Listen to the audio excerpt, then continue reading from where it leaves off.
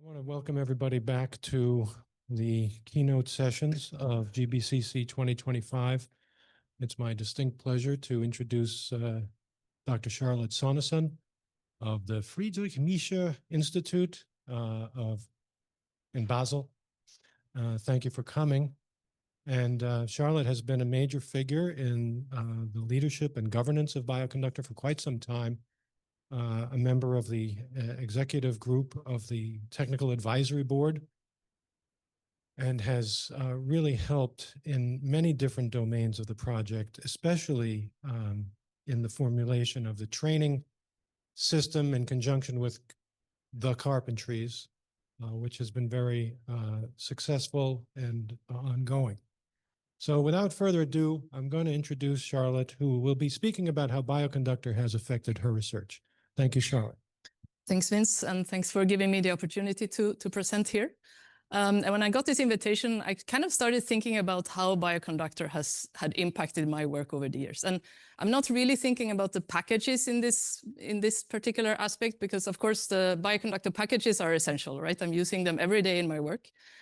But there are many other things that are Bioconductor. So the community, the conferences, the core team, the focus on standard classes and kind of shared infrastructure and all these other things that are Bioconductor. And what I wanted to do today is to show two examples of two very different packages where I think Bioconductor really had an essential role in kind of shaping them to what they become or what they are currently becoming. So for the first example, we have to jump back in time to the European Bioconductor meeting in 2017 in Cambridge in the UK. So we got together there, about 80 people. There was a conference with 2 days of sessions, talks, and then the day before, there was a half day of special interest groups. So people interested in a specific topics getting together, discussing, and maybe started working on something together. So I joined the session on single-cell analysis, and I was particularly interested in the subgroup that was kind of discussing the possibility of creating an interactive application for exploring single-cell data and maybe other types of data as well. So 4 of us got together and started working on this. So this is Kevin, Federico, Aaron, and myself.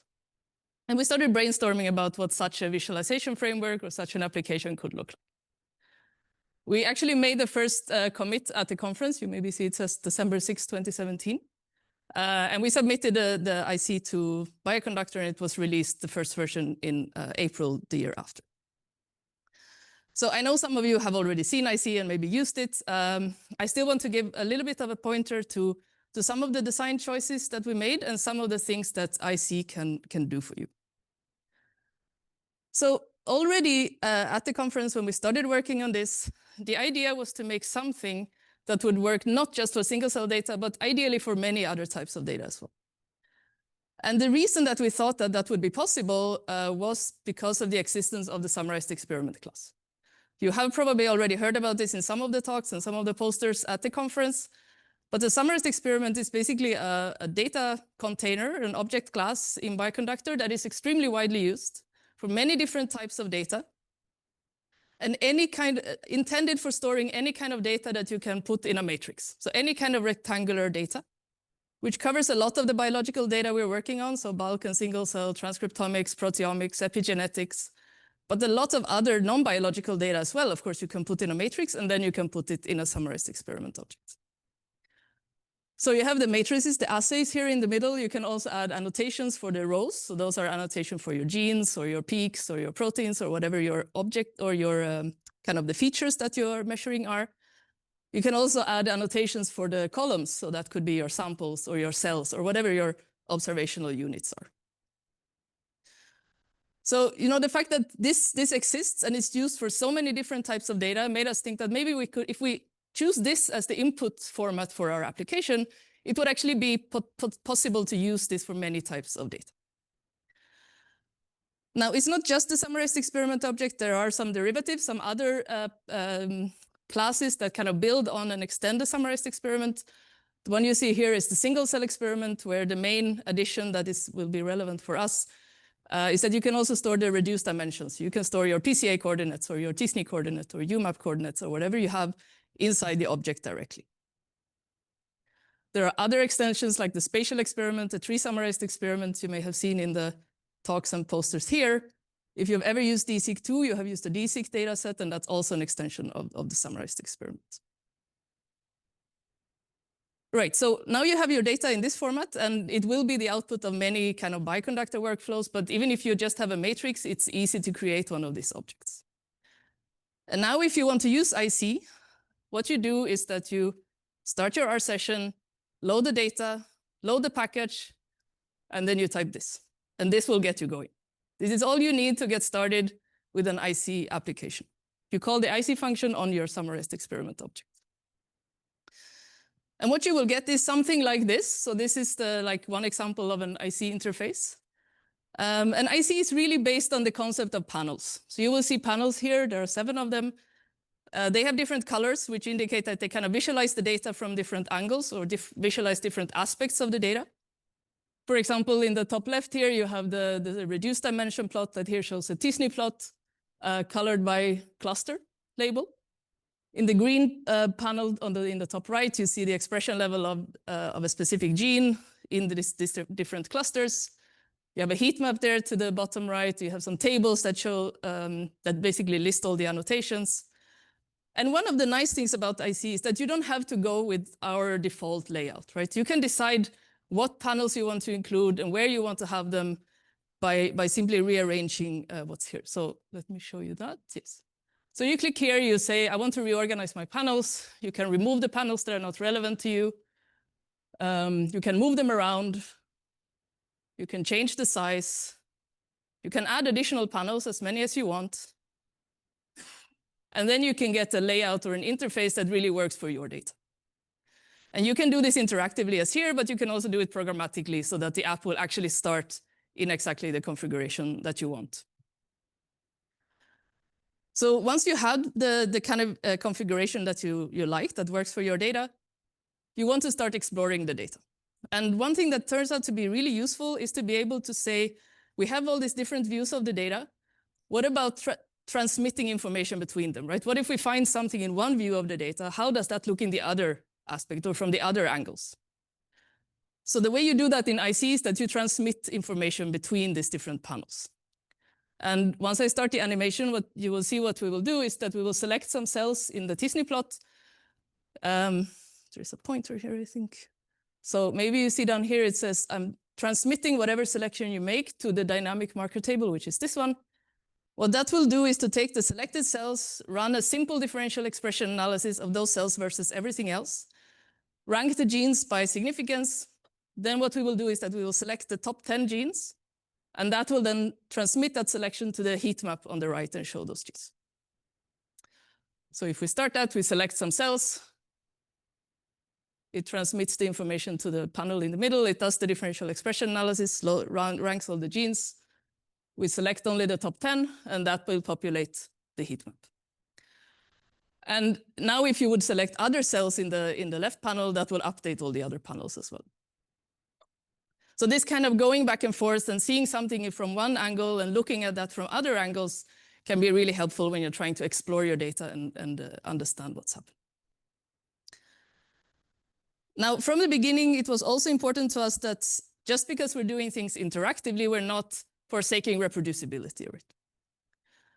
So at any time, you can always get the code to generate all these figures. So if you click there, if you copy all this code, just as it is, into an R session where you have the summarized experiment available, it will generate exactly the plots that you see now in the panels, including like the rectangular selection box, like really exactly the plots that you see here, you will have also in your R session.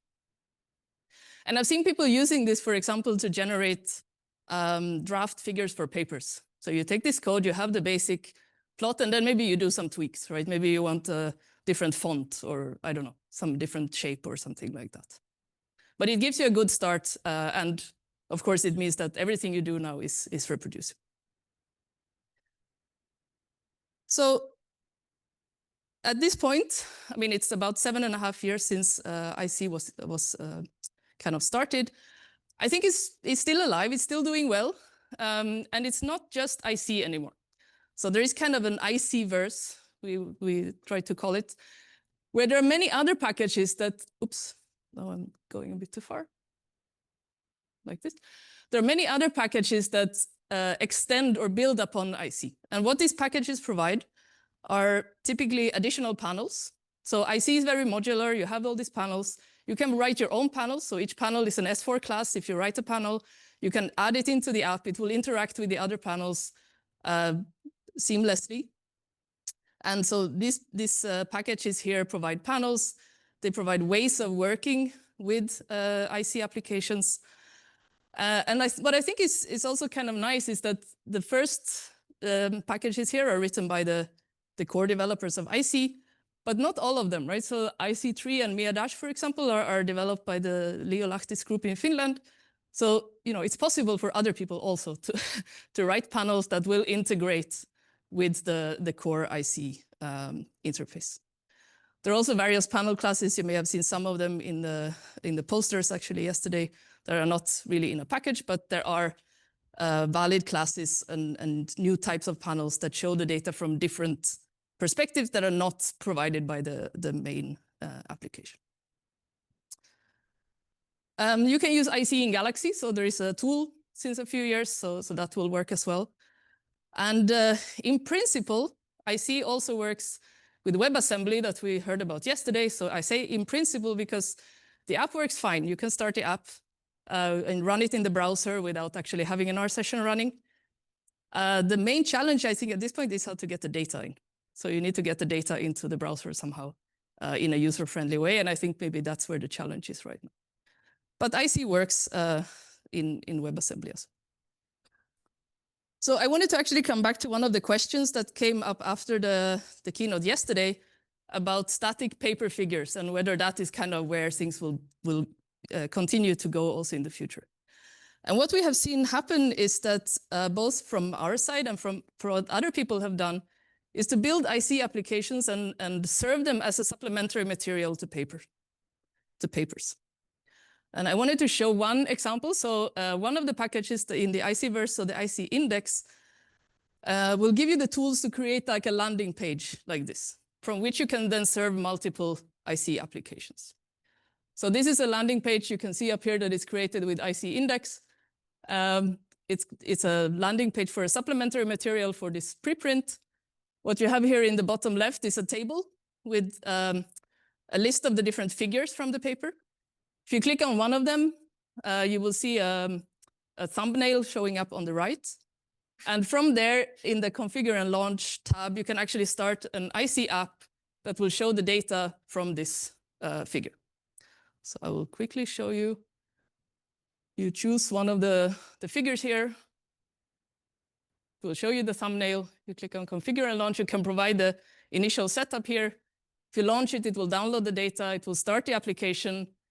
And here, this is another feature that can be useful. You can provide this little tour. It's basically a text file. And what you can do here is to walk the user through your application, to kind of give them your view of the data and saying, first look at this, and here we show this. Then go here, look, this is what you're supposed to look for here. And this is what we think that this is showing. But at any time, the user can just click outside of this highlighted region, and they can just explore the data in any way they want, right? So you're not limiting anyone of doing anything. You're just giving them a tour through the application. So if you want to know more about IC, just come and talk to me or go to our website. Here you will have all the information about all the packages. You have a gallery of all the panels and of all of these public Shiny apps, public IC apps that we're aware of. So hopefully you will find the information there. Now, to come back to my title, how was Bioconductor useful for this? Well, I think without this conference and without this special interest group, it would have never happened the way it did, right? I don't think the four of us would have gotten together and started working on this like this, right? And the funny thing is that after this conference, and even before this conference, the four of us have never been in the same place at the same time again. Not because we don't like each other, but because we live in different places. So all the development of IC was done online, on GitHub, on Slack. We used the Bioconductor Slack a lot. This is a screenshot from 2019. These are the 4 top channels with by message number. And you can see that the IC one has like 19,000 messages in a couple of years. So we talked a lot, right? Just not in person. And I think the other place where Bioconductor was really essential was just the existence of these classes, right? Just the fact that there are these standardized classes where you know what you can expect. You know that if we take these things as the input, we know where things are stored. We know where to find the reduced dimension representation. We know where to find the sample annotation. We can really build the app around this and make it usable to a large group of different modalities of data. So now that we are somehow warmed up, let's make a big jump to the next package. So we will switch gears completely in terms of application area. You will see that there are still connections on the technical side. And this will also make a big jump in time. So this is very much a current project, very much ongoing, and very much a team effort. So this is the rest of the team at the FMI who is driving this project forward. So Michael, Panayotis, Sebastian, Dirk, and Lisa. So let me try to set the scene a little bit and kind of explain briefly what we're trying to do. So we're broadly interested in gene regulation. And part of that is studying transcription factors, right? So transcription factors are proteins that bind very sequence specifically to the genome and regulates other genes. And if we know where and when this transcription factor binds and under which circumstances, under which condition they bind, we can also understand how genes are regulated and maybe understand what's going wrong when things don't work as they should. Now, transcription factors don't work in isolation. They're also regulated by various processes. And for example, the DNA sequence where the transcription factor binds must be accessible to it. Otherwise, it cannot bind there. And the DNA is not just a long string of naked A, C, Gs, and Ts, right? It's structured, for example, into these very compact structures that we call nucleosomes. And the nucleosomes are pretty much everywhere in the DNA, along the DNA molecule. And the reason why this is important here is that the DNA inside the nucleosomes is typically less accessible for the transcription factor to bind. So if the binding site is inside nucleosomes, it will be harder for the transcription factor to bind. Another aspect that will be important is that the cytosines of the genome, so especially the ones that are followed by Gs, so the CpGs, can be methylated. And if there is a methyl group attached to the C, that may also affect the binding ability of the transcription factors in either direction. So we can measure these things, right? We can measure binding of specific transcription factors with ChIP-seq.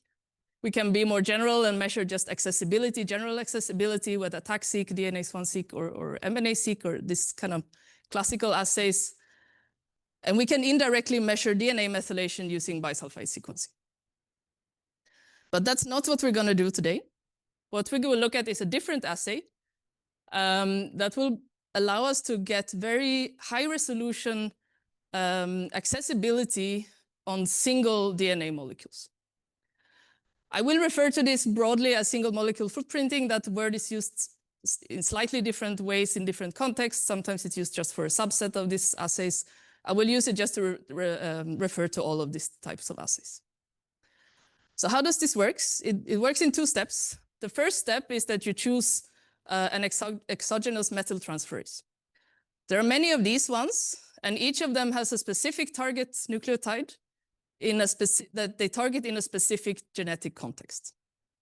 So the first one up there, for example, which is the most commonly used, it will target Cs in a GPC context. So Cs immediately preceded by a G in the genome.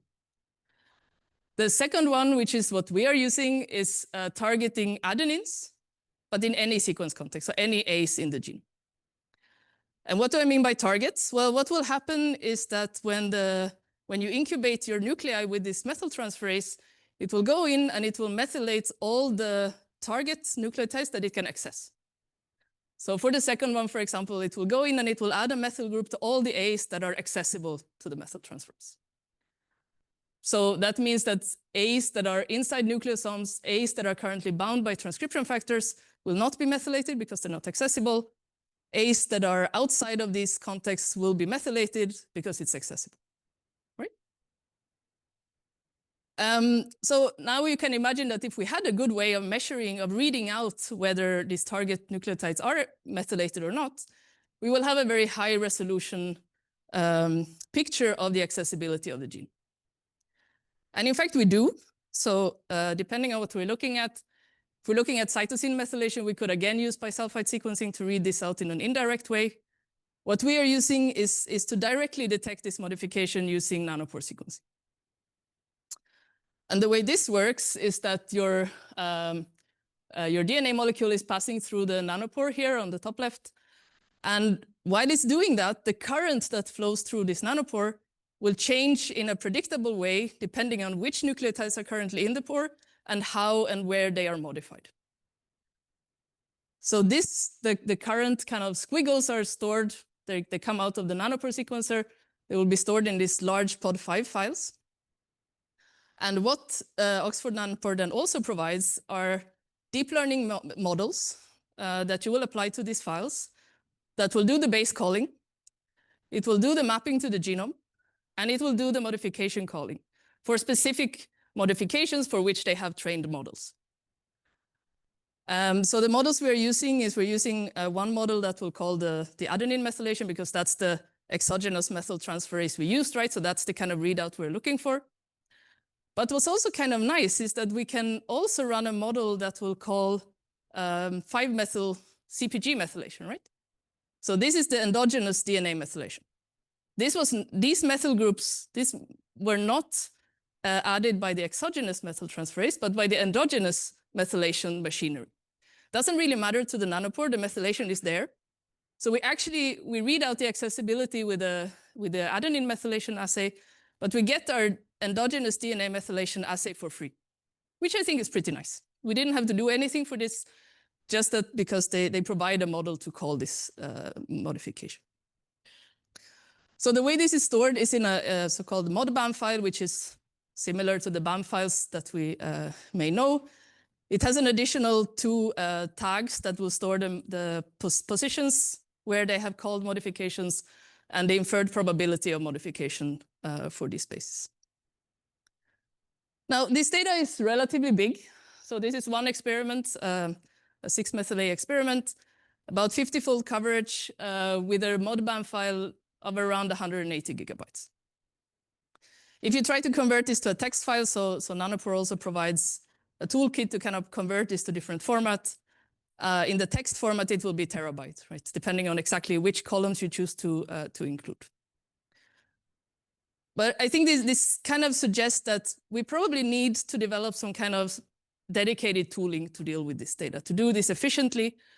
And I think actually there is a bit of a community or a bit of an ecosystem starting to form. There are some packages in Bioconductor, there are some packages outside. And I think we're kind of getting to several different packages that do different things being available for this type of data. So let's look at what the data looks like. So what you have here is on the left, the accessibility assay, the 6-methyl-A. On the right, the endogenous DNA methylation assay, the CpG methylation here. The top panel here is the read level data.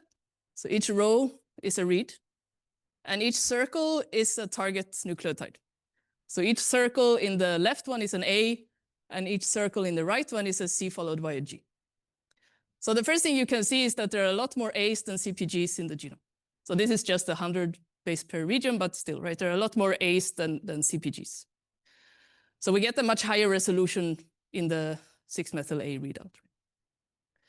And in principle, we would expect to maybe cover half of the nucleotides in the 6-methyl-A assay because we have the A's on both strands. So probably around half of the molecules, half of the nucleotides should be covered.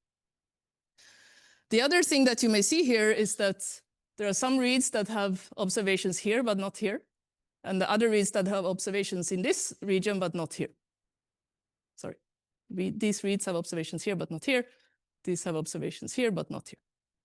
These are the reads from the 2 strands. Because if you have an A on the plus strand in a specific position, you will for sure not have an A in the same position on the negative strand. because that would be in T. So that's why you have this kind of two groups of reads that have observations in different positions. Now, the final thing I wanted to point out here is that in the bottom panel here, you have a summary representation of all the reads. So here we are basically collapsing the modification probabilities over all the reads.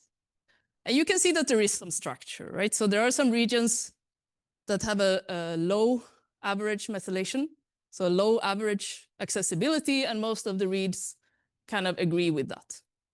There are other regions where you have a high accessibility, and most of the reads kind of agree with that.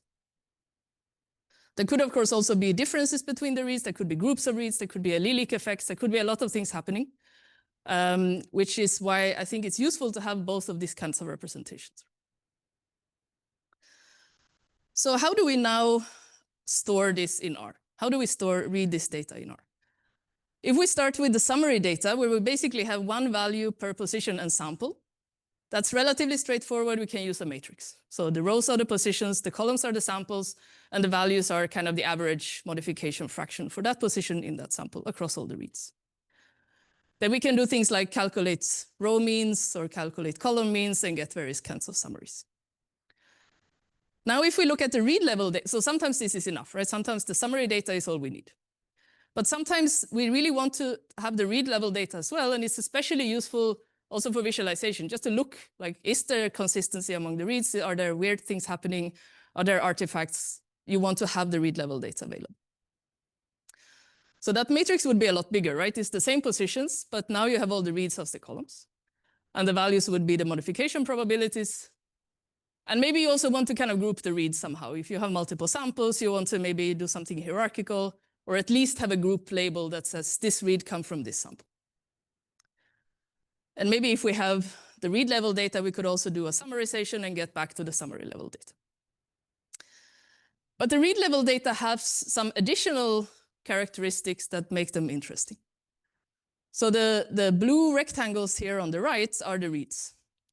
So the reads don't usually cover the whole region that we're looking at, right? Depending on how big that region is, the reads are long. There are several kb long, but they don't cover the whole chromosome. So there will be, in any given region, there will be positions that are not covered by each of the reads.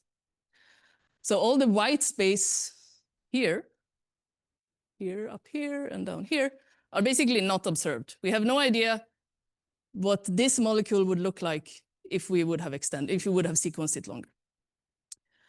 The values inside the blue rectangles are values between 0 and 1. So these are modification probabilities. So 0 means not modified, 1 means definitely modified. So what if we would represent this with like a sparse matrix? It looks sparse, so let's use a sparse matrix. Well, there are two issues with that. One is maybe more technical. So the standard sparse matrix of R doesn't let you store more than 2 billion values, which is usually fine, but you could actually have a high coverage experiment with a large region where you have more values, and then it would just not work. The other challenge is a bit more conceptual. So it's like, if there are zeros inside the blue rectangles and we represent all the values in the white space by zeros, how do we tell them apart? How do we know if a 0 is just not observed or if a 0 is not modified? Observed but not modified. And if we fill out all this white space with zeros and we want to calculate the average modification for a position, we will get a very weird estimate that is biased towards 0 by all the zeros that we have introduced in that row. So this doesn't really seem ideal. So here, to the rescue came the Bioconductor core team, specifically Hervé Pachès, who was working already on his sparse array package. So the sparse array provides another way of representing sparse matrices in R, where one of the features is that you have a virtually unlimited number of observed values. So that's already addressing our first problem, right? We can use this just as a replacement of the DGC matrix, and we can store any number of values. It doesn't address the second point, right? Because the unobserved values are still represented as 0.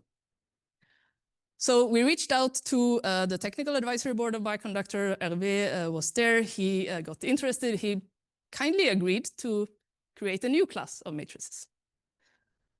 to represent the non-represented values using NAs instead of zeros. So there was no other matrix sparse matrix in R that would do this, right? All the sparse matrices have zeros of the unobserved values. So we basically extended his sparse array class to another class, the NA array class or the NA matrix for a two-dimensional version. And now basically all these white things are NAs. And this addresses both our issues now, right? Because now we have a way to distinguish the blue zeros and the whatever is unobserved outside. And it's straightforward to calculate summaries. We just take the row means and we ignore the NAs, and we will have the mean values of the observed values. So this is what we're using in our footprinter package. So we read data from the output files of the nanopore base color. We store everything again in a summarized experiment. What we do is for the summary level data, we have the regular matrix. So this will typically not be sparse because there will be at least one read overlapping each position. So we have the positions by sample summary level data. For the read level data, we choose to represent this as a hierarchical structure. So the read level assay is actually a data frame where each column is a sample. So from the outside, it looks like the same shape as the summary level data, which also means that we can put them in the same summarized experiment object. But each column of this data frame is one of these NA matrices. So each column then contains a whole matrix that contains all the read level data for that particular sample.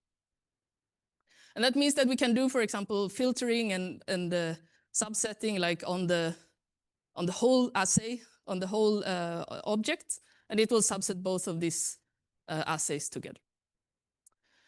Since it's a summarized experiment object, we can also have annotations on the sample level, both summary and read level annotations. We can have annotations for the positions. So each row now is a single position. We can include things like the sequence context, for example. That can be very useful because there will be sequencing errors, right? There will be calls that are in a single read. The base caller has identified an A, but it's not actually an A. So it's useful to be able to detect that either by comparing to the genome or by filtering by coverage, because that position will typically just be an A in very few reads.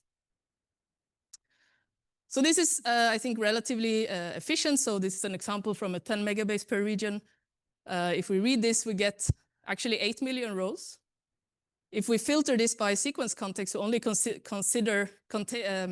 only keep the positions that are actually also an A in the genome, it goes down to about 5.8 million rows. So close to kind of half of the positions as we would expect. We have 83,000 reads in this region. It takes about 4 minutes to read this from a BAM file and stores it in 2.5 gigabytes in memory. If you only need the summary level data, you can either get it by summarizing the read level data, or you can read it directly, actually. And then it will take about 1 minute and be much smaller than the read level assay. Okay, so at this point, we know kind of what the data looks like. We know how we can read and represent this in R.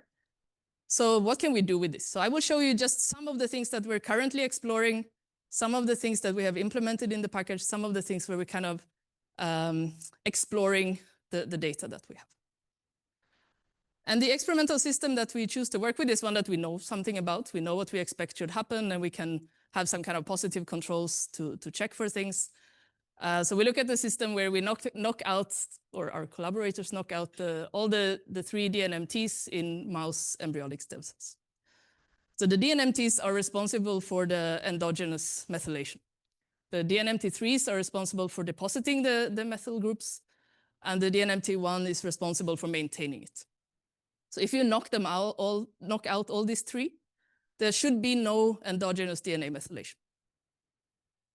And as we said in the beginning, that will potentially also affect the binding of specific transcription factors. Now, the first thing we can check, since, as we said, we have this DNA methylation assay for free, so we can check whether this worked. Right? We can check whether the DNA methylation is gone. And this is what you see here. So each row is a random region of the genome. The left is the wild type, the right is the triple knockout, and the values here are the endogenous DNA methylation levels. So first of all, we see that in the wild type, most regions are highly methylated. So this is what we would expect. Most regions of the genome will be methylated. After the triple knockout, the methylation is gone. It's all yellow pretty much in the right panel. So it seems to have worked, right? The DNA methylation is gone, and it seems that our readouts are reasonable. So this was just a sanity check, just to check that it seems the experiment worked. Now what can we do? Well, the first thing that we thought that we would look for is regions that change accessibility. So when you knock out these DNMTs, what happens to the genome? Are there regions that become more accessible suddenly, or regions that lose accessibility? And from a technical point of view, what we decided to do, because we thought that this is not the only kind of regions that we will want to look for, we implemented kind of a scanning framework that you have here on the right. It will let you scan the genome to find regions that have high scores, where the scores is something that you define, and you can do this with a single function call in the package. It's not so terribly important how this is structured, but I will use it to kind of refer to where we are in this framework as I speak. So the first thing that will happen is that we tile the whole genome into some kind of manageable regions. So these are just to be able to read all the data and represent it and be able to do things in parallel and not have to read all the data into a single thread. So these regions are maybe 10, 20 megabase per, it doesn't really matter that much. For each of these regions, we will then split them into windows. So these are the windows where we will now calculate the scores that we're interested in. So here you can decide how big you want these windows to be, and we wanted a high resolution measure of the accessibility, so we choose relatively small windows. We have high density data, so we took a window size of 30 base pair, and they're kind of, so there is a step of 15 bases, so they will overlap each other as well. The next thing you will do is that you will calculate some kind of quantified values for each of these windows. So you will read the data and quantify it in the windows. And what we are doing here in this particular case, again, you can swap out any of these functions for if you want to do something differently. We get the total modified base count in this region and the total count of the target, the total number of target nucleotides in this region. And if we take the ratio of those, that's kind of the methylation fraction or the accessibility of that region. And that's what we want to then compare between the different conditions. So at this point, we have two count matrices for each window.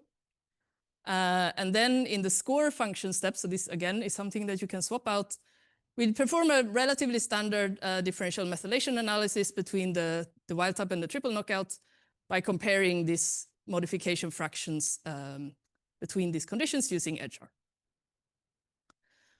We extract a score, so somehow we need to quantify how differentially accessible are these regions in the conditions. We chose the negative log 10 of the p-value. We multiplied by the sign of the log fold change to see if it kind of goes up or down. And finally, there is an optional step where you can kind of process these scores a bit further. You can smooth them along the genome. You can threshold them at some value where you feel that this is actually a high signal. And you can merge neighboring windows that have high scores. And that will then give you, these merged regions will be candidates for differentially accessible regions, or regions that show a high score of this particular thing that you're interested in, right? This particular score that you have defined in your framework. If we do that, these are some of the things that we find. These are two different regions that show up as differentially accessible. So what you see in the top part is the read level data. First you have the wild type, then you have the triple knockout. The yellow is the unmethylated, so the inaccessible. The blue is the accessible. In the bottom you have just, again, the summary, just collapsing all the read level data to a summary level data per sample.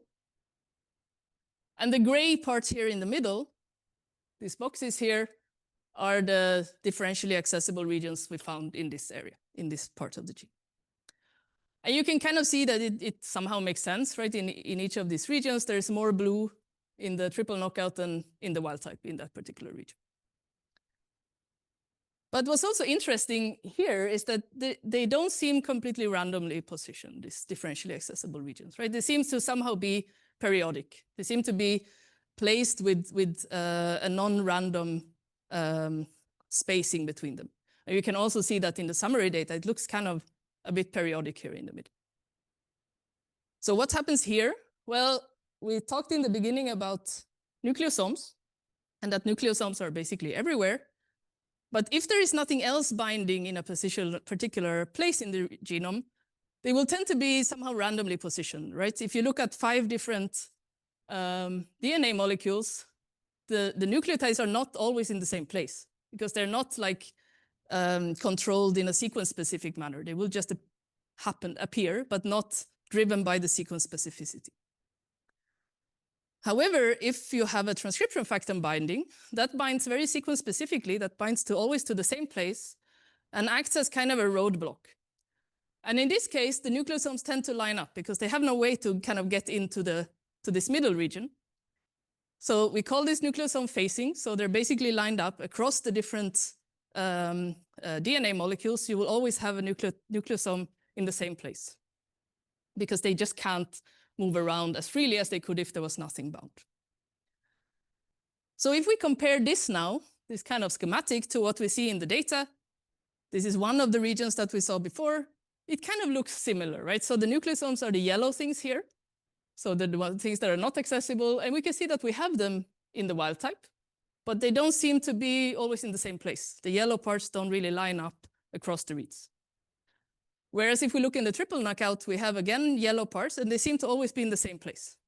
They seem to be kind of lined up across the reads, always in the same genomic position.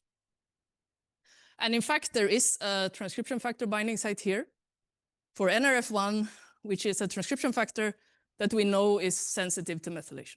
So this transcription factor will tend to be bound much more often in an unmethylated context like the triple knockout. And we can even try to add the nucleosomes here. We can try to we know more or less how big they should be. So we know what patterns we would be looking for. We know that we would expect a drop in accessibility for a certain amount of number of nucleotides. And then the accessibility should increase again in the linker regions between the nucleosomes. So we know kind of what the data should look like if there is a nucleosome. So we can scan these reads for that kind of pattern and try to place the nucleosomes where we think they are located. And again, you see here that they tend to line up. Maybe it's more easy to see here. The red boxes, the nucleosomes tend to line up more in the triple knockout. So it's not like we don't have them in the wild type, right? It's just that they're not always in the same place. So could this be the case, right? Could it be that this NRF1 is really binding more often in the triple knockout, and that we see this facing because of that? And could we maybe use the facing as a proxy readout for binding? Because it's hard to detect binding. It's a very small binding site. It's very few nucleotides. If the motif doesn't contain an A, it will be really hard to see if something is actually bound there because we're not reading anything out, particularly in the binding site. So we looked back at our data, and we have other types of data for these samples, for these cells. So we started looking at the chip data. So this is now ChIP-seq of NRF1. And what we would expect, since this is a methylation-sensitive transcription factor, is that there will be some sites that are bound only in the triple knockout. And that's exactly what we see. The site, so each row here is a NRF1 site. And the bottom block here are the sites that are bound only in the triple knockout. So we see a signal here. This is the chip signal. We see it around the binding site here in the middle. There's nothing in the wild type. But there are also a lot of sites that don't really seem to be bound in any of the conditions. Right? So these are sites where the chip data did not detect any observable binding in either of the cases. We looked at other, like the classical accessibility assays. We looked at DNase1, looked at attack. It looks more or less similar.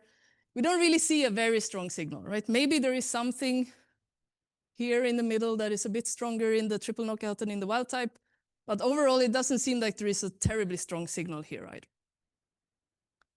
If we now look at our 6-methyl-A accessibility data, we actually do see something, right? So first of all, in the triple knockout bound sites, we do see an increase in accessibility here in the middle, which is what we would expect around the binding site. And we actually do see these kind of striped patterns on each side, which we could interpret as facing of the nucleosomes. We don't see that in the wild type. But what's a bit intriguing here is that we also see stuff in the things that are supposedly unbound. So could this be that our assay is actually more sensitive? Could it be that that these things are actually bound, or maybe they were bound? Maybe the transcription factor fell off during the experiment, right? Maybe they were bound. Maybe they induced the facing, and maybe that just lasts longer than the actual binding. So this is something that we're looking into, right? So this is like an intriguing finding that we're trying to now understand what's actually happening. Okay, so just to say that we could, of course, now scan the genome for differentially phased regions instead. We could use the same scanning framework. We could just adapt the scoring function and the quantification function to look for regions where we see a difference in the phasing. So we will see something like this in the wild type and something that's periodic in the triple knockouts.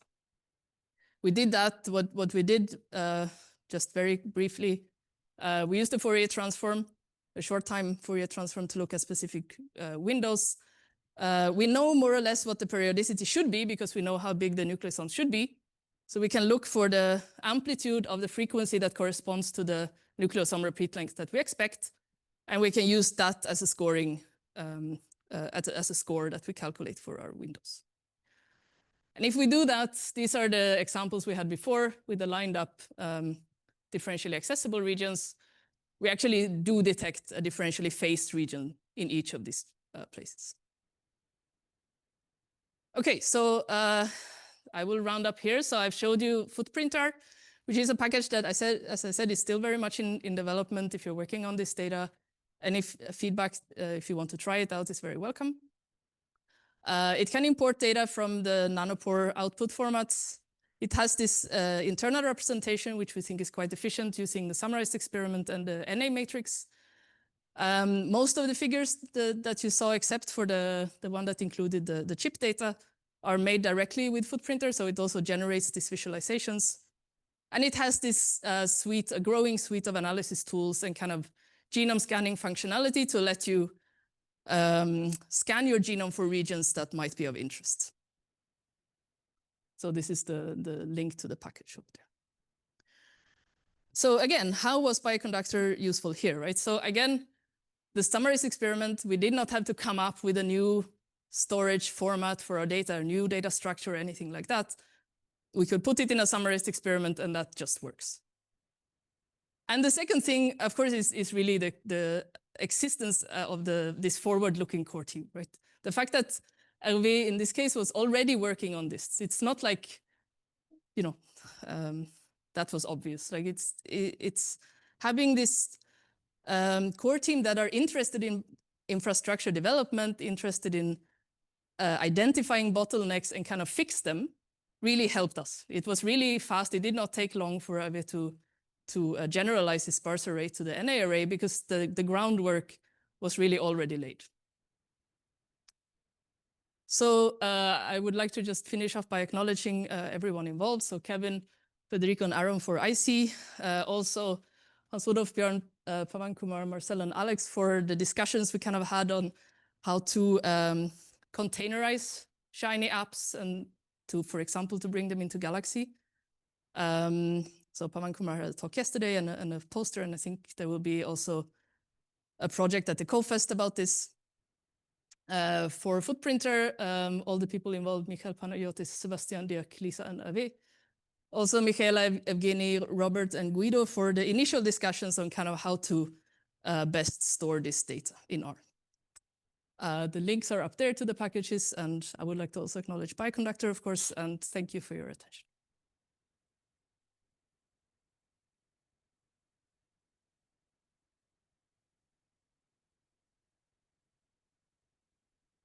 Wonderful. Thank you so much, Charlotte. We have time for a good number of questions. Okay, I see Mike and then another person in the back. Thank you. That was an amazing talk.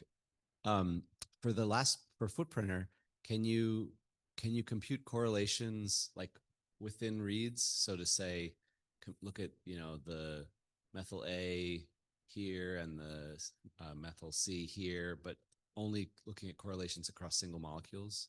Yeah, so you would have to somehow smooth the data a bit because you will not have the readout at the same basis, right? You will have the readouts on the A's for one and the readouts on the CpGs in the other. So what we do calculate correlations. We haven't done exactly what you were saying, but we do calculate correlations across reads. And even there, you kind of have to smooth a bit because you have the two strands. So what we do is that we average the signal in small regions, maybe 5, 10 base pairs, and then you have these bins where you can do the correlation. So I think that would work, yeah.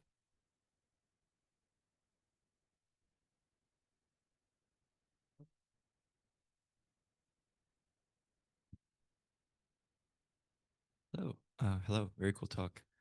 I had a question regarding this, when you showed the comparison between the the DNase one, the NRF1 ChIP-seq, and the accessibility assay. It seems like so you just showed us one example of where it seems to be more sensitive when you captured it using Soneson. Are there any other regions that you've checked that has better advantage when you're using the DNase-seq instead of the genome-seq? Yeah, so what we have done is, so the reason that we see these regions, so maybe I should have said that. So each region here is an NRF1 binding site, right? The region around an NRF1 site. And the reason we chose those is that we have the chip data for NRF1 and we have them in both conditions, the same cells, and we can really compare. So we could do it, and we have done it for other transcription factors. So we can look around other transcription factors, and we don't always have the chip data, especially not in both these conditions. So this is more comparing to the DNase one and the attack data. And it does seem that we see more sensitivity there too. We do see phasing also in around other binding sites and for other transcription factors. What we don't know in that case, since we don't have the chip data, is whether it's different between the bound and the unbound. I see. And the DNase-seq was also processed using the same. It's the same cells, yeah. It's just from the same. Same nanopore and same. No. So sorry. So the chip and the DNase are all on the same kind of cell lines, but done earlier in time with Illumina sequencing. Thank you. Hi, Charlotte.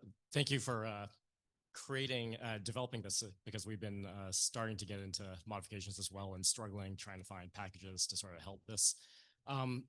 Related to the fact that you are doing this through Nanopore, do you know, have you examined how long the molecules need to be to sort of be able to detect the signal, given that you have, I guess you said A is like every 40%. You said how long the reads should be?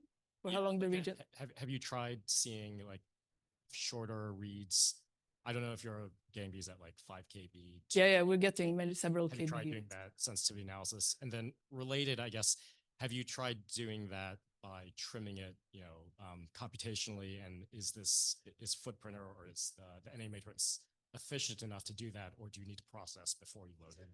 Well, so what you can do is, I think it depends on what you want to do, right? If you want to, so this here, for example, this is so the data is limited to a certain region, right? And then it will cut all the reads to that region. And you can also filter out to only keep the reads that are covering all of these regions, for example. But I think it depends on what you want to do. Like if you want to look at specific positions and maybe average over the reads, it doesn't matter how long the reads are. Where it matters how long the reads are, if you want to look within the read, within a molecule and try to see, okay, if something is binding here, is something else at the same time binding over here? So that's where I think the read length could really matter. You could really link the binding of something to the binding or the occupancy induced by something else without having to kind of make assumptions that if you see two average signals that are similar, that they happen in the same molecules. There are tools that will do that will really focus on, for each individual molecule, try to place the footprints of different types, try to place transcription factors, try to place nucleosomes very specifically. They typically look in relatively small regions, at least the ones I've seen. So it's like amplicons or a few hundred nucleotides. But I think it really depends on what you want to do. And if you want to look long range, you need long reads. So a few more questions in the middle. Or Tim?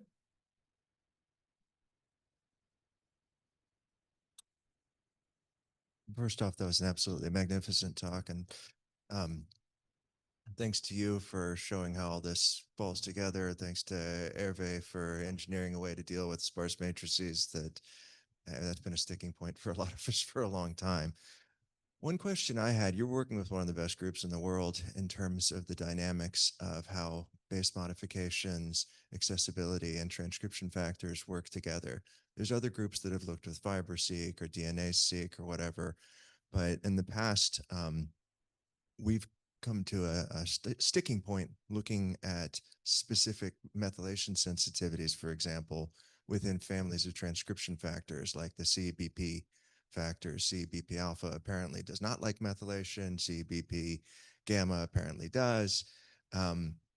I wonder if you can comment on how easy or difficult it would be to narrow down blocks where there's on-off type of states and which motifs sit under those, and whether they're different in terms of the 6-methyladenosine-based accessibility versus the density of 5-methylcytosine endogenous modifications sitting on that same region in the same read. Right. So you're thinking of a specific, like looking into a specific transcription factor, looking at the motifs for that one and somehow trying to classify them based on like these signals? Sort of. I guess Juicy Typology's group looked at this with methyl selects, right? But those are tiny, and it can't take into account combinations of binding factors. It can't take into account a lot of things that you can with longer reads. Like you said, maybe if there's another factor sitting 30 kilobases away, or even 30 bases away, maybe that makes the difference in terms of sensitivity. Yeah.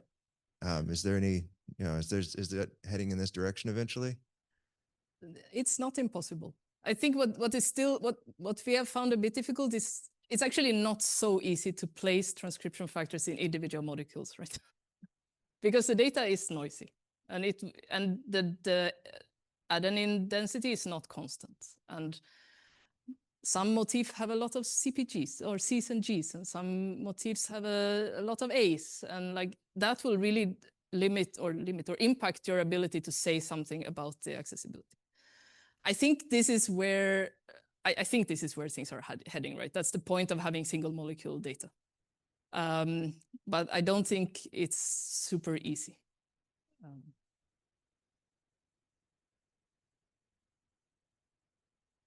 Yes, one more. And we'll be out of time. Thank you.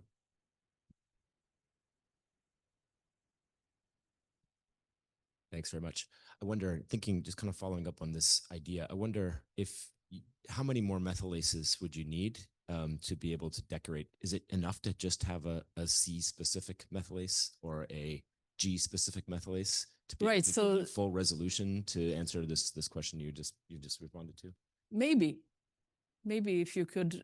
So it requires several things. Right? It requires the methylase existing and being basically applicable to any sequence context, and it requires there to be a good model to call modifications from the squiggles. Right? So at the moment, I think Nanopore is providing 4 models. So there is the 6-methyl calling, the 5-methyl CPG, the 5-methyl C general without the CPG, and the 4-methyl something. So it will need to depend on like how good those models are as well. If you cannot call the modification in a unbiased and sensitive way, then it won't matter if you have the methyl transferase, right? So, but in principle, like if you could call the A's and you could call all the C's, you should be able to cover most of it. Okay, we'll talk later. Thanks. All right. Thanks very much, Charlotte, and let's thank her once again. Rules for lightning talk are really simple. You have 3 minutes for slides. You have 1 minute for question.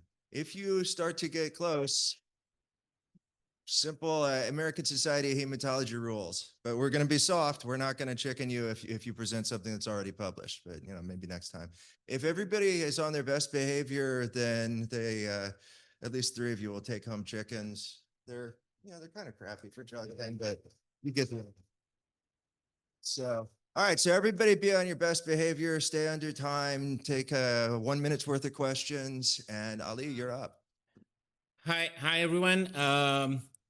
To those who don't know me, my name is Ali Sajid Imami. I'm part of the Cognitive Disorders Research Lab at the University of Toledo College of Medicine, Department of Neuroscience and Psychiatry. For those who do know me, I'm the same but louder. The title is Demystifying the Kinome, 1 R package at a time. Subtitle, Why Am I Not Done with My PhD Yet? And the, how do I make this move? Does this work? Big green. Big green. Our lab does a lot of bioinformatics work. For a non-bioinformatics lab, we're a neuroscience lab. We have all of these packages that are on our universe right now. And if you can look at the maintainer list, you will see my name. Most of those places, the places that don't have my name, happen to be packages just I maintain, including this package for the price collecting Steiner Forest package from 2019 that's been abandoned, but we use it for our Kinograte package. Many of these packages deal with kinase activity data. Particularly, we use a microarray called the PAM Station 12. PAM Station 12. We use Cursor. We developed that to analyze the image data from that microarray. We developed Creed Enzymatic to create consensus between other upstream kinase analysis tools. And then as my master's thesis, I wrote KidNet, which uses Bayesian networks to infer kinase network relations. And these are not in Galaxy because, as I mentioned before, we're a non-bioinformatics lab, so nobody cares as long as the work gets done. But as you can see here, these are all like modular. These are all built according to the Bioconductor principles. You can see from the our universe thing, they're almost always tested across platforms. They're almost always green, almost. They're almost Galaxy ready. And they're going to be soonish in Bioconductor. My favorite being Drug Finder. That's been in Bioconductor the issues for 2 years now because you saw the list. If you have a favorite kinase, come talk to me. If you want to, if you work around transcriptomic signatures and drug repurposing, come talk to me. I also do multi-omics integration for some reason. That is not what I really do, but that's something I also do. Come talk to me. And if how to find me is pretty simple. I'll be the loudest person in the room or the person standing in the corner quietly. And it's questions. Yeah.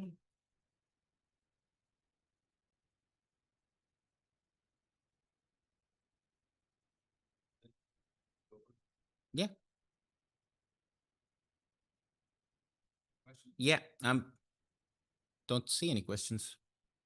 Yes. I'll see you there. Okay. What's your hot take on drug repurposing? I think it's a good place. It's a good place to start. That's my only hot take there. It's a good place to start. I don't think it's the be all or end all, but big pharma's too reluctant to spend $20 billion or something that's not going to work. So that's on them. That's my time. Thank you. Hello, I'm James Epen. I'm a PhD student in the Huaishan Lab at Van Andel Institute, and I've been working on this package as part of my thesis to read BET files in a fast and memory efficient way. So for an overview, if you work with BET files, that you see on my poster yesterday, it takes Ice Cream takes BET files, it takes a set of regions of interest, and it can do tabbix just like your command line executable. It can summarize those regions, and it can make matrices. All in R. It's supported by C++, HitSlib, and the C++ Armadillo library, so it's pretty fast. All operations are done in a single line of code, so it's pretty easy to use. It's also fast and memory efficient because we make use of some zero copy in-place modifications wherever possible. It's also multi-threaded. You don't have to write your own multi-threading wrappers around it. It's all built in, but it also respects environment limits to keep your HPC admins happy. And like I said, it's all in R. You don't have to drop the shell. You don't have to write intermediate files or anything. You can find it on our website here. And I'll just give you a pseudo live demo. Live demos didn't have a very great showing. So if you want to see a real live demo, talk to me later and I can show you. But to make a basic Tabix query, you just need to get a list of files, a list of regions. So here I've got a list of bed files that are Tabixed and compressed and Tabixed. And I've got another bed file I'm reading as my set of regions of interest. And then to make your query, you just give it Tabix, you give your files, your regions, and if you want to set column names, you can. And this is what the output is. It's a parsed data frame.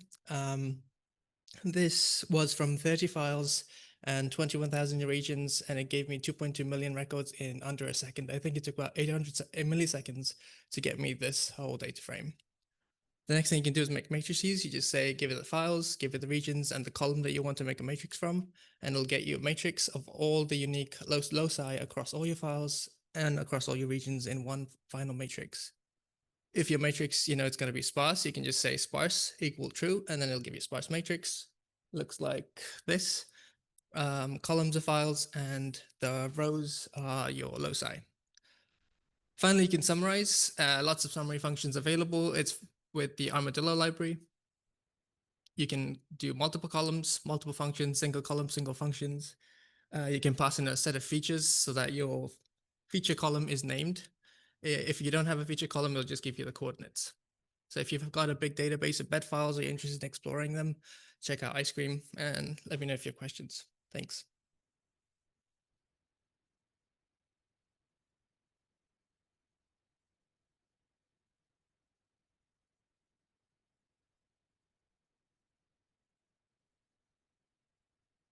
So this is very cool work. So, but what you're doing is, so a lot of this is genomic ranges type of operations, and these are getting at, core libraries of bioconductors. So do you have any plans to sort of make those interoperable or replace or merge them into G ranges and sort of similar libraries that work with them? So I'm trying to keep it very lightweight right now. So G ranges is a suggest dependency, but everything here, if you can either pipe it or just call, say, summarize experiment with the outputs of Ice Cream. So they all play into Bioconductor data structures. They're just not hard dependencies currently. Good morning, everyone. My name is Charles D. Harrington. For those who haven't met me yet, I'm the self-proclaimed champion of the smallest poster for the GBCC 2025. I'm so many things to different people, but today I'm here to talk less about myself and more about a solution to a problem that some of us have been facing. So if you want to know more about me, you can scan the QR code. It's a link to my LinkedIn profile. So on the opening night of this event, Aston and Michael were talking about Bioconductor and the logic behind that collaboration. And something caught my interest. That was the tree, the analogy of the tree that I used at that point. And you had Galaxy and then Bioconductor after that to do some in-depth analysis. But one thing that they didn't mention was the roots. And that's what I'm here to talk about today, because the roots represent how we generate the data. And let's face it, if you put in corrupted data, you're going to get like bad results. And as a self-proclaimed developer, I've always seen bioinformatics as more like the front end and NGS, the wet lab, or the data generation side as the back end.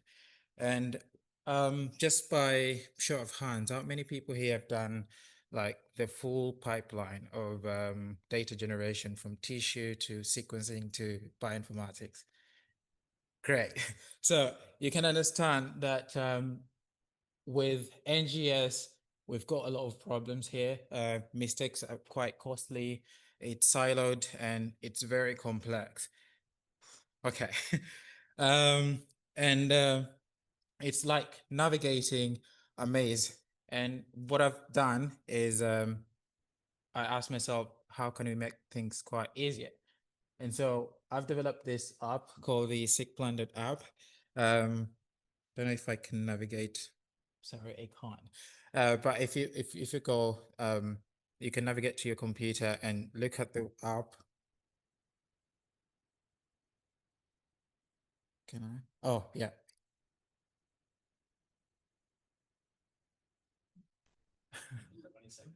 Sorry. Yeah. So with this project planner, if at the moment I've got 3 different modalities: short read, long reads, and single cell. Could you please just select go for me? Don't know. May not have time. Okay. All right. All right. Thank you.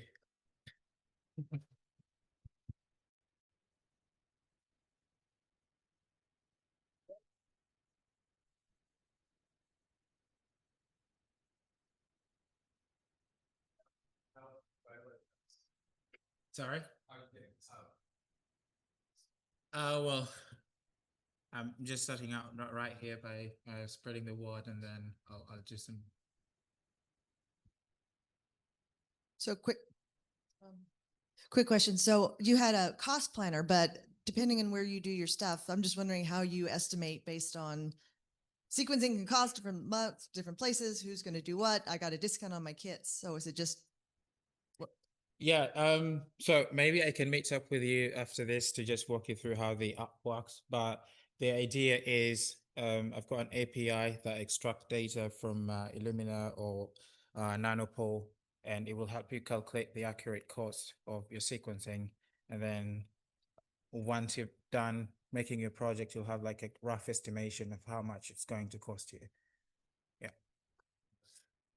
All right. Hello, everybody. Today I will talk about a topic that really binds Bioconductor and Galaxy, which is the principle of making things easier and more intuitive for users. And I will introduce, for who doesn't know, Tidiomics. Tidiomics is a Bioconductor software ecosystem and a community that has the goal to bring a natural language like scripting for genomic data. So we really bind the Tidyverse, probably the most successful software ecosystem in R, to the Bioconductor. And we do so binding to objects such as G-range, summarized experiment, single cell experiment, spatial experiment, and more flow set. You can see here how the Tidyverse language works. Many of you, I'm sure, you know, if you use R, you can use verbs such as filter, mutate, group by, join. So it's really powerful and allow you to pipe operation one after the other. So we thought there was a great idea to adapt it, this to genomic analysis. First of all, you can see how a single cell experiment looks when you display on the screen. And not only we adapt all these verbs to these objects, but also we display this object soon will be optional as a flat table. So you can integrate, for example, reduce dimension with sample information and much more. And of course, you can pipe all these objects straight to ggplot to visualize them. So just to mention that we have a number of packages in Tidiomics, and this package, the number of packages is increasing thanks to the community. Quite few to list, but you can see them there, hopefully. And we have also, these are most adapter packages, but we have also utility packages for which you can run analysis in a tidy manner. We have plenty of tutorials, so we kind of push heavy on education, and as well we have a paper that you can read if you want in more detail, but of course you can Google it and you will find it. We have an active community. So our community, you can find us, first of all, in our GitHub page. Again, Google Tidiomics. We are on Zulip, so the channel is Tidiness in BioC, where we have discussions. So come there and know the community for any reason, yeah, if you want to know more. Good, I'm quite early, but take-home message of this ecosystem. It favors interpretable analysis. So it's a very human readable code, very powerful code that really connects all these themes of AI with human interpretability. It suits newcomers. through natural language coding, so it's easy to understand what's going on. Yeah, and is geared toward education for exactly the same reason. So you approach complex concept without the complexity of syntax. Here we go. Couple of new projects, but ask about them, and I'm here. Here you go.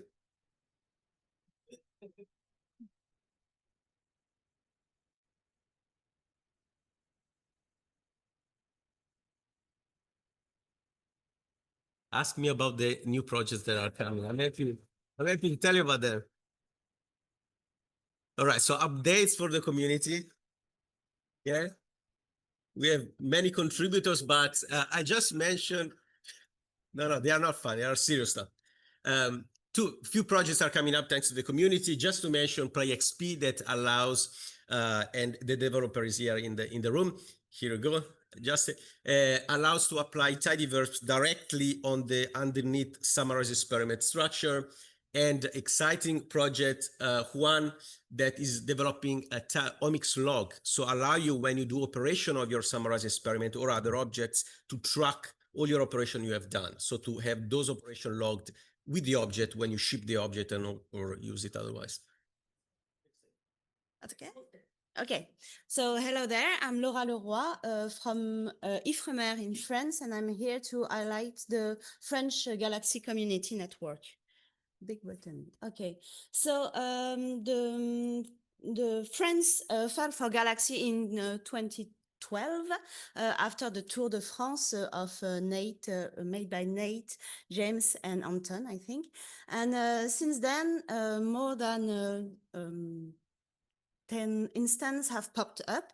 Some are open and some are private. And 13 of them here are part of the French working group for Galaxy. The landscape of the thematic is quite wide. It goes from the general HTS to Earth system through metabolomics and ecology. The working group is hosted by the French Institute for Bioinformatics, and we are meeting every 2 months. It's quite a big cell. Okay, so the EFB also maintain the usegalaxy.fr, the national instance. It was launched in 2021, and we have now more than 10,000 users. We are hosted a lot of tools like AlphaFold, Elixir, or even Jupyter. Yes, and the working group is not only on hardware sharing things, it's also to connect people. So we are sharing knowledge and maintaining some packaging tools and giving trainings. We are also together in some projects like Euroscience Gateway, Atlasy, or Abromix. And we are encouraging local instances to come with us on the national instance. The idea is that the local instance can come with us, but we are using the Pulsar and not endpoint, to keep like the branding of the local instance. So you can check our poster, but since the poster session is already ends, you can maybe scan the QR code. Yeah, and don't hesitate to reach me. So hi everyone, my name is Papawi and I also go by Ice. I'm from Mayo Clinic Rochester as a research tech, and I'm also a part-time PhD student at University of Minnesota in bioinformatics and computational biology. So my title is on liver sinusoidal endothelial cells respond to hepatic congestion, instigate monocyte-derived macrophages recruitment. I know it's all biology. I'm so sorry, guys.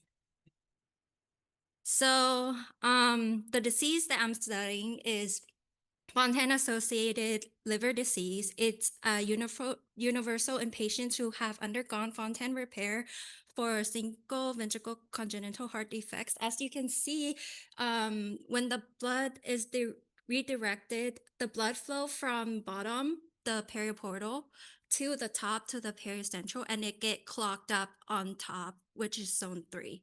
So we hypothesized that the LSAC that is close to the blood vessel is the responsible for the hepatic congestion that drive fibrosis.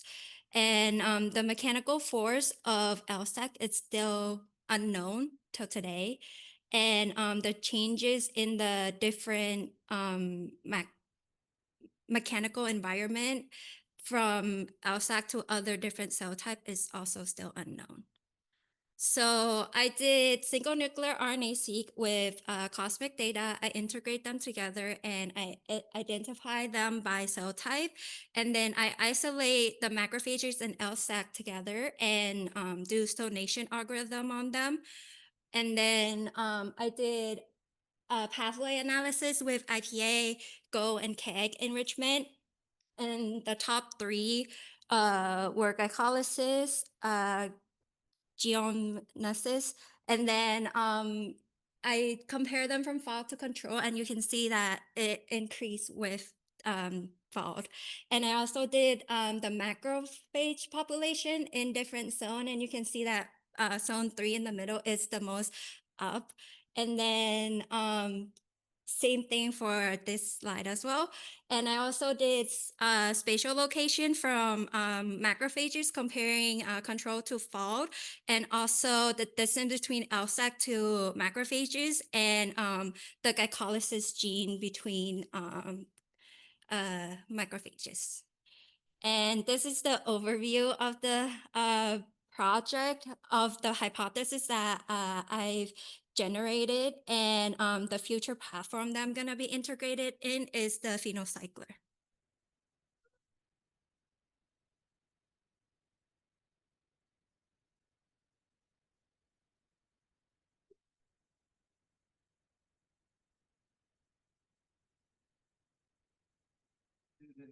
It's biology.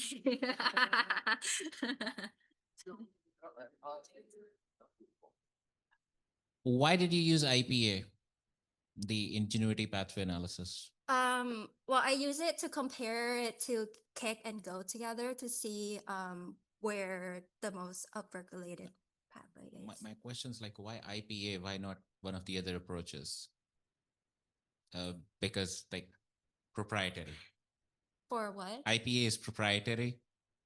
I use it, well, I did it in R. So then I did differential analysis in there, and then I pull it out and put it in IPA. Okay, thank you. Okay, welcome everybody to my talk. My name is Robert Castelo, and I'm associate professor at Universitat Pompeu Fabra in Barcelona. And this is a work with my former student, Beatriz Cabo Serra. And if I can, is this? Oh, here. Okay, thank you. Yeah, so since we did this package called Athena a few years ago, but since we are in Computational Fabra, couldn't resist to present this here, where transposable elements were discovered and presented in 1951 by Barbara McClintock. And for those of you that are not familiar with them, transposable genetic elements are stretches of DNA that they move, have mobility in the DNA, and they can arrive with 2 substrates, DNA or RNA, and they are called as retrotransposons. Sometimes they are viruses that integrate in different sites of the genome. And the result of that is that when you do your RNA-seq experiment, you end up with multi-mapping reads, which are typically discarded by standard pipelines for expression quantification. So you need to use specialized software for this purpose. And the 3, I would say, most popular ones are the ones that are listed here. Actually, T-Transcripts was developed here next door by the group of Molly Hamill. And one problem that we found when we were going to use them was that it was difficult to install them or difficult to integrate with the rest of pipelines that you use for expression analysis. One of them is written in Perl, the other in Python. So what we did was to rewrite entirely the three methods in R, and the pipeline is the following. We have 2 inputs, a list of BAM files, and the UCSC genome browser for annotations. We pulled annotations from Repeat Masker, and we parse them into the elements that you want to quantify. And the result is a summarized experiment object that then is amenable for downstream analysis with differential expression tools. And the way that we provide this is we use a uniform API in which with a function to pull the notations, then you build a parameter object depending on the method you want to use, and then with a single function called qtext, you quantify.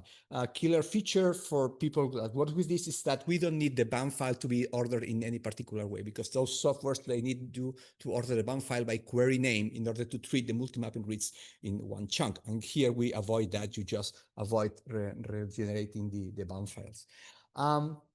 And well, this is what I wanted to tell you about the package. I would just like to acknowledge my student Bea, who fortunately 1.5 years ago passed away.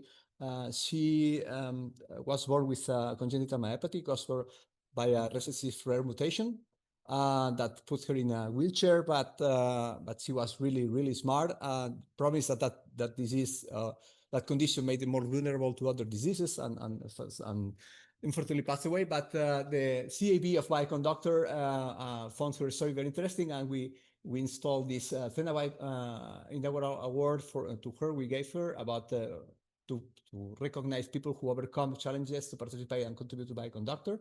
You can read her story in this blog post that we did also last year, because now that diversity is at stake, maybe it's important to remember why this is important to keep in mind. Thank you.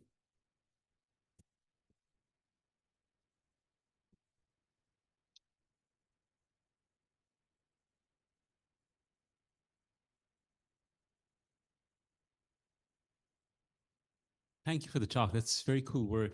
So just, I was just wondering, I didn't quite catch. So what's the intuition? Like, how do you control for these multi-mapper with the transposable elements? Like, what are you making use of in the data to disambiguate, what part of the genome they're coming from? The typical thing to do with these methods too is to use an EM algorithm. So it's just look at the publications, and it's quite intuitive. Yeah, very interesting. Can you also, is there a way to attempt quantification from the source locus? If there's read-through transcription, for instance, if you want to quantify which loci are the active ones. So the algorithm will give you the quantification per locus, okay?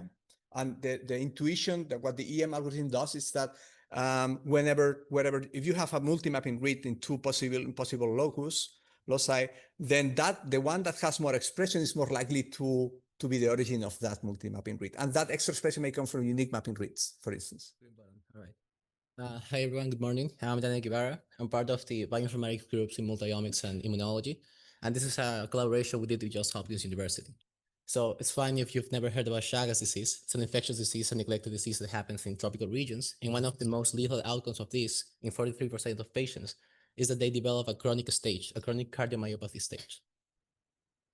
All right, let's move ahead. All right, so this is the principal component analysis.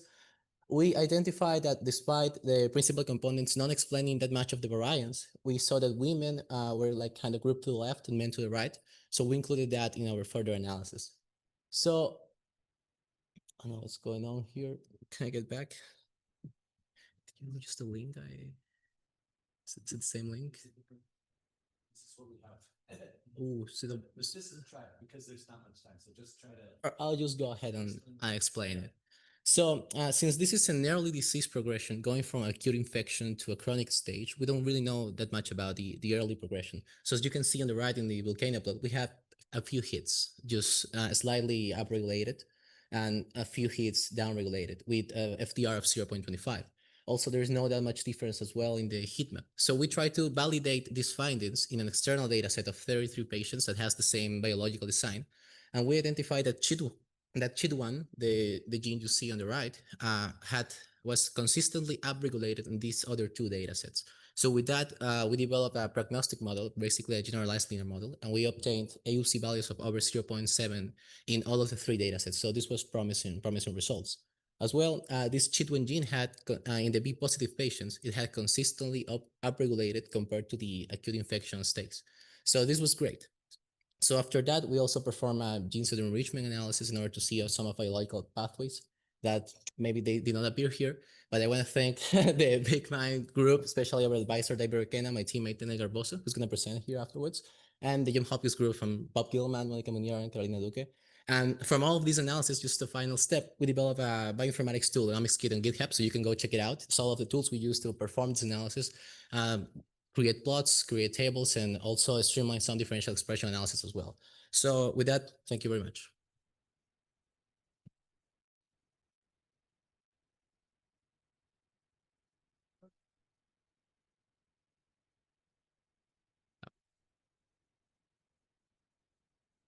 Hi, cool biomarker. What's the next step? What's the next step after you identified the For sure. We're now looking forward to molecularly validate this biomarker in blood samples, because the idea is to, since this is a cardiac disease, you cannot diagnose it with a cardiac biopsy. It's very difficult to do so. So we're now going to do RT-PCRs in order to test if this biomarker is actually in blood in a much bigger cohort of 140 patients in the lab. So, and after that, the hope is to develop a point of care testing tool for this. What does SHIT1 do? It's a chitinase. It's kind of a weird, yeah. Well, this disease is caused by a protosphaerian, Trypanosoma cruzi. So yeah. Okay. Hello, I'm Daniel too. I'm from Big Minds as well, from my last teammate. I just wanna show you some advances in another project that we evaluated transcriptomic profiling in platelet cells in tuberculosis disease. So the background is, we already know that the platelets are involved in the immune response against tuberculosis disease, but we don't know exactly how it's about the pathways and the genes involved. So this project tried to answer that. This question exactly, how the transcriptomic analysis platelets can reveal differences between normal individuals and those with tuberculosis. So we designed experimental designs based on two phenotypes, control and tuberculosis, as you can see. And we use some workflows as Big Minds is already developed by informatics only. It's about two ways. The first one is about to evaluate the gene expression individually, and the other one is about to express in a group of genes. So what are our results? Yeah, this is a typical volcano plot. This is a typical volcano plot, as you can see. So there are many genes that are dysregulated, but how can we know if all of them are involved in and has a biological meaning? How can we determine that? So by doing this, we use another step. We add another step. There is an external validation. And this, and we compare our results from them and we can notice that there are similar trends consistency. And there are around 300 genes are dysregulated. And what about dysregulated involved in some pathways? So yeah, we use GC and camera approaches. That is like understand what a group of genes are involved in pathways. And then the pathway enrichment analysis said to us there are many pathways involved in platelet functions that are dysregulated. Most of them are immune response and most of them are in addition. So yeah, basically there are some advances of our project. And I want to say thank you about our advisor, David Requena, Daniela Kirwan, and my last teammate, Daniel Guevara. So thanks.